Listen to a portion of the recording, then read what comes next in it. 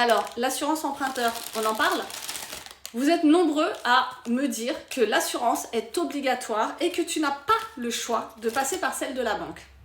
Il faut savoir quand même que depuis 2010, il y a la loi Lagarde, d'accord? La loi Lagarde, c'est celle qui te permet de venir avec l'assurance de ton choix, d'accord? 2010, quand même, ça va faire 16 ans, hein? Il serait peut-être temps quand même que les lois soient vraiment appliquées. Vu que les banques n'ont pas joué le jeu, d'accord? Eh bien, on a eu ensuite toutes les autres lois, Bourquin, Hamon, pour pouvoir dire, voilà, bah ok banquier, tu joues pas le jeu, on va remettre un petit peu de l'ordre. Jusqu'à la loi Lemoine. L'avantage de la loi Lemoine, c'est que tu peux changer de contrat quand tu veux.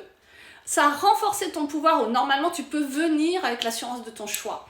Alors le banquier là qui te dit que tu n'auras pas ton prêt si tu ne prends pas l'assurance, ah ou non, le taux va être modifié aussi parce que tu n'as pas l'assurance de la banque, c'est juste totalement illégal. Hein.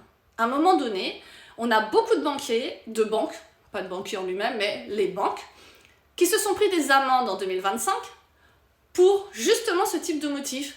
Pour le fait aussi que lorsque tu fais un changement d'assurance emprunteur, alors là, ils te mettent tellement de bâtons dans les roues qu'ils ne respectent pas les délais, ils ne respectent pas la loi Lemoine, ils se sont pris des amendes. Donc, aujourd'hui, tu as le pouvoir de te dire que oui, je peux venir avec mon assurance de mon choix, et celui qui te dit que si tu viens avec l'assurance, tu n'as pas ton taux, demande un écrit. Ça commence à bien faire en fait. Donc, ça m'étonnerait que tu as un écrit qui dit ça. De la même façon, je te refuse ton prêt parce que tu ne signes pas mon assurance. Franchement, à un moment donné, ces banquiers là, va falloir refaire quelque chose. Hein. Et puis bien sûr, au pire, tu signes chez le notaire et tu résilies juste derrière. Tant pis, à jouer comme ça, à ne pas appliquer les lois. Parce que faut pas oublier, hein, ils ont quand même 87% des dossiers aujourd'hui. C'est beaucoup de dossiers qui sont signés directement chez eux, soit par ce type de manœuvre, ou soit parce que leur client leur fait confiance. Point. Donc si le client fait confiance et qu'il veut rester en banque, de toute façon, qu'ils le disent ou qu'ils le disent pas, t'auras pas ton taux, t'auras pas ton prêt, le client n'a pas forcément l'intention de partir. Donc concrètement, s'il vous plaît, il faut que ça s'arrête. Reprenez un peu le pouvoir, vous faites ce que vous voulez, vous résiliez dès le lendemain de la signature du notaire, ça c'est important, et vous pouvez au moins renégocier les prix, parce qu'il y en a certaines des assurances là, au secours, les garanties, il y a des équivalences bancaires qui ne sont pas bonnes non plus, attention au courtier par lequel vous passez, et surtout on va peut-être regarder correctement votre profession, votre sport et le reste, parce que là encore j'ai reçu un dossier, sur le certificat d'assurance, c'est juste marqué employé. Employé, ok.